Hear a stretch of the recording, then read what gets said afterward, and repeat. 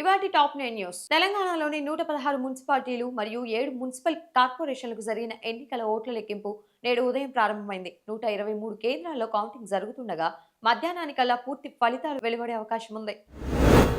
బంగ్లాదేశ్ సార్వత్రిక ఎన్నికల్లో తారిక్ రెహమాన్ నేతృత్వంలోని బంగ్లాదేశ్ నేషనల్ పార్టీ భారీ విజయం దిశగా దూసుకెళ్తోంది.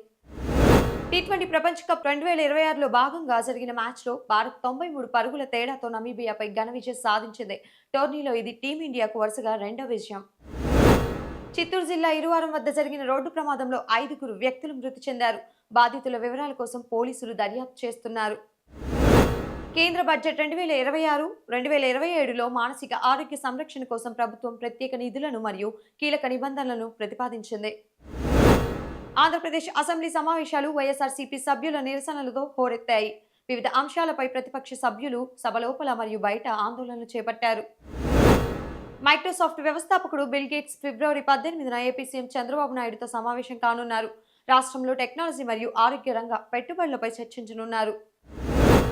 న్యూఢిల్లీలో జరుగుతున్న ఇండియా ఏఐ ఇంపాక్ట్ సమ్మిట్ 2026లో బ్రెజిల్ మరియు ఫ్రాన్స్ అధ్యక్షులు పాల్గొనున్నారు.